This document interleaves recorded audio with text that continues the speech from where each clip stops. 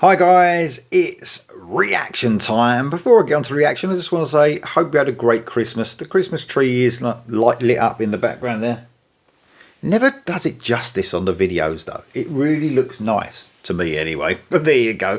I do love a Christmas tree. Anyway, Durbin and Screaming Still. It's from the album Screaming Still. So we've got a title track here. Oh man, I love that debut album. I love Durbin's debut album, the metal one. I know he's done some other stuff and projects and stuff, but man, that debut album's the best thing he's done in my opinion. I mean, some of the, I've got to say, out of that year of releases, and what year would that have been? Would that have been 2020 or 2021? I think 2021. I've got to say that had some of the best choruses across that whole year. Every chorus on the album was so catchy, and it was usually because of James Durbin, the way he wrote those, you know, the melody lines on the vocals. And sometimes you don't, you know, some of the great musicians and artists that have written great melody lines, you know, vocal lines, we ain't got that many anymore. I mean, the best one, of course, is Ronnie James Dio. You know, without a doubt, he wasn't just a great singer. The way he wrote lines and sang them, and that was almost like the hook in the song. And I think a lot of artists forget that now, and I think James Durbin's got that in him to write a great, you know, vocal line, melody line, and something that's missing from metal a little bit now. So I was hoping he was going to get back to, you know, more solo stuff, because I did love that first album. So here we get the first taste of Screaming Still. I'm a bit late on this, it's been Christmas obviously, this came out a few days ago, but I can't wait to hear it. This is Durbin and Screaming Still. Here we go.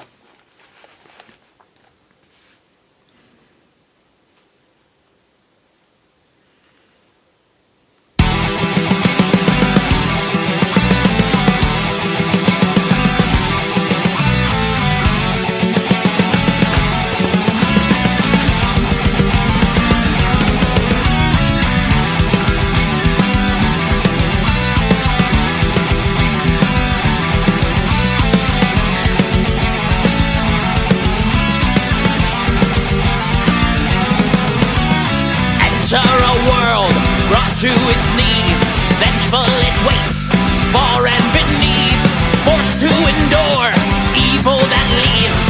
Hopeful we wait, helpful if needs, grateful that day all is revealed. Hordes wait with horns o'er mountains and seas, faithful to fire, leather and leaves. Scars of the old memory fleet, breathe the bird.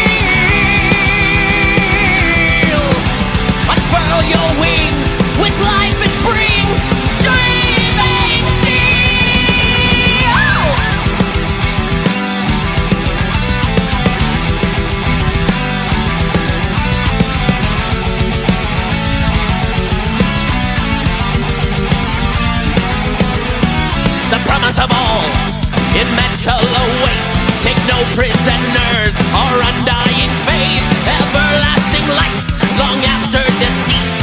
We'll honor the crowns of maidens and priests, above and below, of heaven and hell. The king and the god were under their spell. Divers, defenders, forever they reign.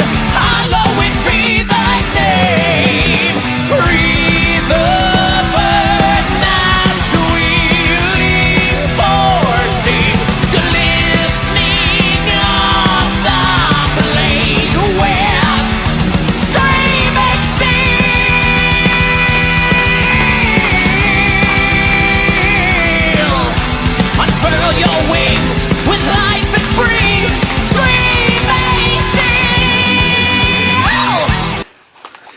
man, it's where he's left off from that debut album. It's the same type of thing, which I love, by the way.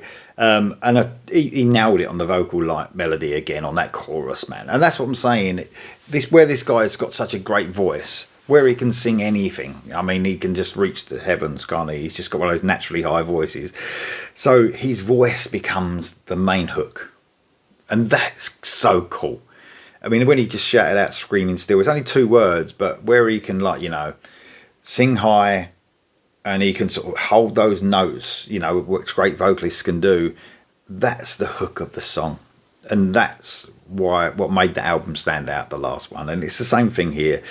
I love the way he's, you know, paying homage. He even mentions will honour the crowns of maidens and priests.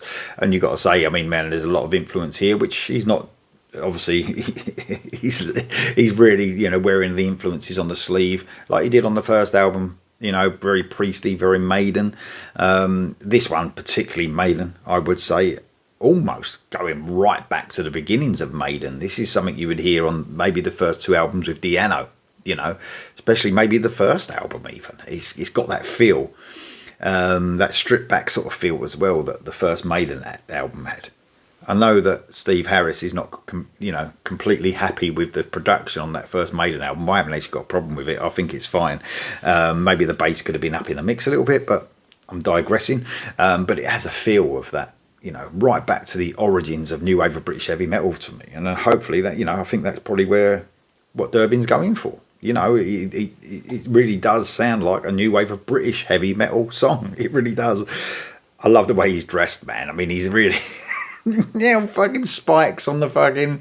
Oh, man, I love that. The studded wristband, the spiky wristbands, they're fucking brilliant. I mean, I remember when I first saw Dickinson with them on, I was blown away. I might have been like fucking 12 years old, but it's cool to see him embracing, you know, the look and the feel of classic metal. The guitar sounds better as well on this album. I've got to say one thing about, and I listened to a Durbin song came on off the debut album the other day in my car. The guitar sound was a little bit too fuzzy for me, although, you know, it wasn't bad, but it had a certain sound to it. It had like a fuzziness to it, and I thought, oh, they could have done something with the guitar to make it sound a little bit more metal. I think that he's captured the metal more on the guitar sound on this, the band have. So it sounds better. The guitar sounds heavier to me. It just sounds like a real classic Maiden song to me. Love the chorus, love the singing, of course, that goes without doubt. I'm just glad he's doing another album. It's really made me smile, and he makes me smile because the people are probably going to have, I haven't even read the comments below the video, but people will probably have a bash at the lyrics that are a bit cheesy. It's what he's going for, isn't it? He's going for that sort of, you know, little bit of classic metal. Priest are doing it, KK's Priest are doing it, and they, you know, Priest don't get bashed, but KK's Priest do, even though KK Downing's a massive part of Priest. It doesn't really make sense, but lyrically it's very, you know, straightforward. We love heavy metal, why not? We do though, don't we? So very cool, love everything about it. Here we go. I think we're just about to hit a solo, hopefully. Here we go for the rest.